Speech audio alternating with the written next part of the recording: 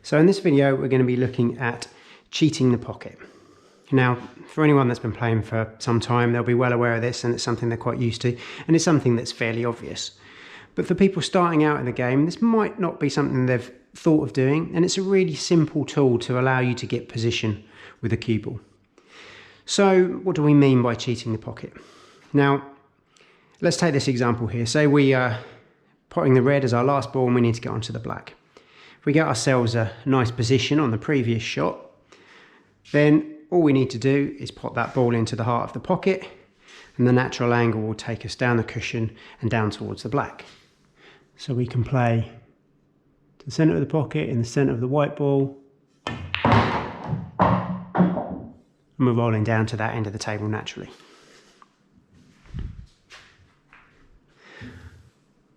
But what about if we didn't get perfect position on that previous shot and we ended up dead straight? Now, as I said before, if we're potting to the centre of the pocket, which is what we should be doing, that gives us the best chance of potting the ball. If we hit the ball to the centre heart of the pocket, it gives us the best chance of going in. But if we do that in this instance, then we can't really do anything with the cue ball. We're in a dead straight line.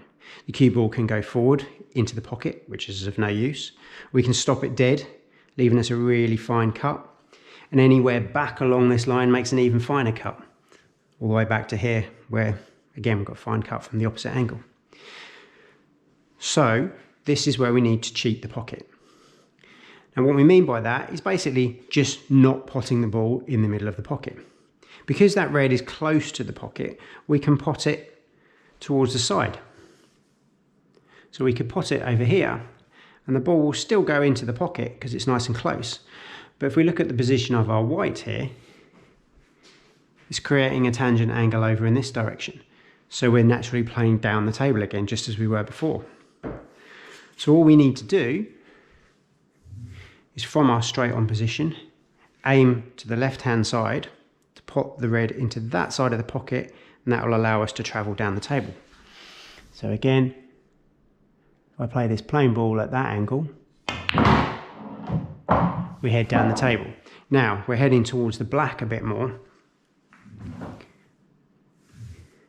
because we're going into the cushion and back out there. So all we need to do is adjust that by making it a bit more of a stun shot. So we play at that same angle before, just below the centre, and then we head down the table towards the black.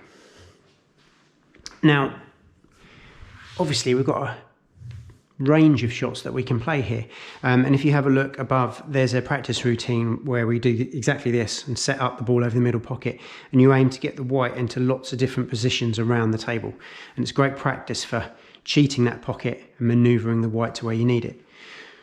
So you can obviously hit the ball all the way over to the side, or you can hit it just off straight and use different sorts of spin. So we've travelled down that way. We could also try screwing back from the ball.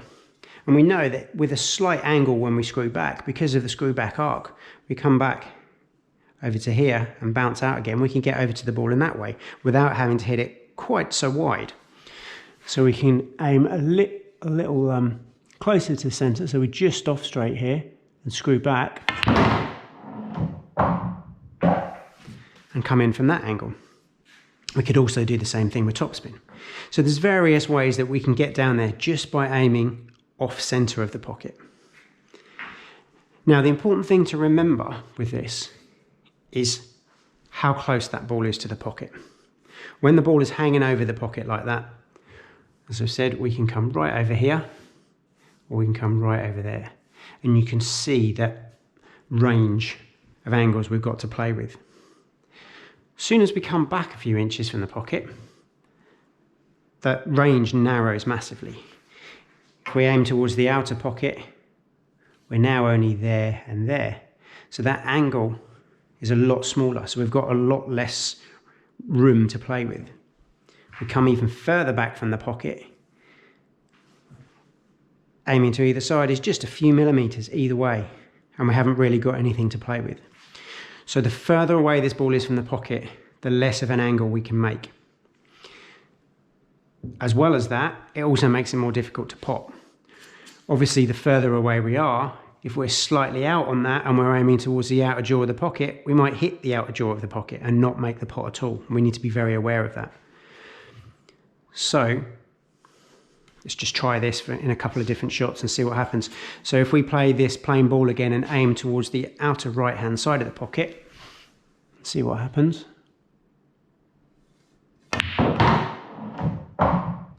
So you can see we made the pot towards the outside of the pocket. We headed in that direction, but we didn't travel half as far as we did before.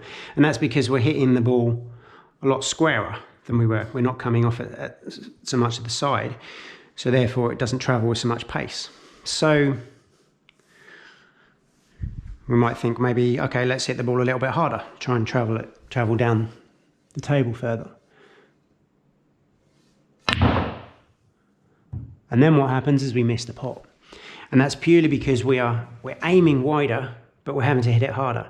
Now, we've seen before on middle pockets, if you aim wide and you hit it hard, the chances are you're going to bounce back out of that jaw. You play it gently, it might drop. You play it hard, the chances are you're going to miss it. So you can see how difficult it is to make use of that angle the further away you get from the pocket. Doesn't mean it can't be done. You can do it. You could screw back from there, maybe with some reverse side, and come back into here and come down this way. There are ways of doing it, but you have to be a lot more careful. And it gets to the point where you have to weigh up the chances of making the pot versus getting the position.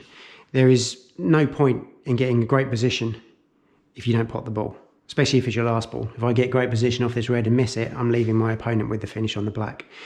So it's very important that you weigh up these odds and think about how far away you are. So with that in mind, I'd recommend only really doing the cheat in the pocket if you're hanging over it, where you've got the best odds, and a few inches back. Once you start to get sort of 12 inches or so back, then you need to be really careful about trying to create that angle and force things too much. So that's the middle pocket. Other things we could look at is the corner pocket, for example.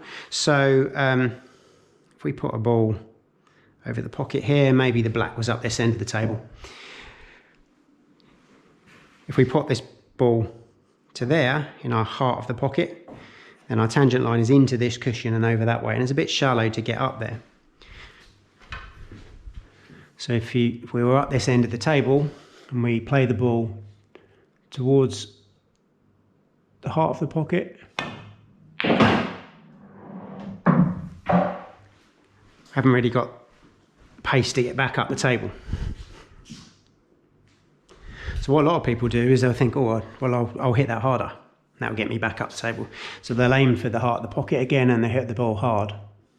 And you can see there the ball sort of almost dies. And that's because we've hit it hard, we had some forward momentum.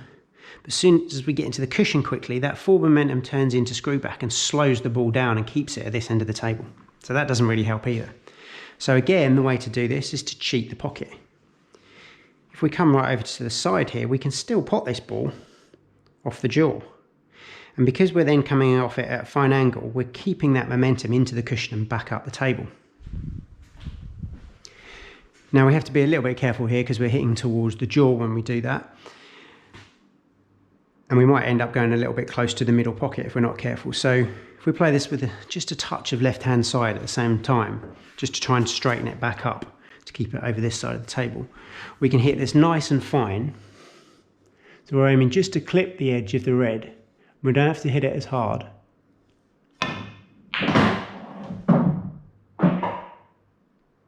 And with far less power, we've naturally rolled up to the other end of the table and got on the black, just by potting the red in a slightly different part of the pocket.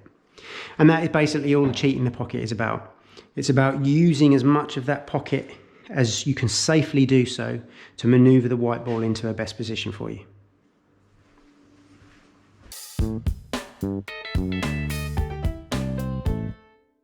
If you want to see more practice routines and pool tutorials, then please remember to subscribe. And if you're interested in any of the equipment I use in this video, then there are links in the description below.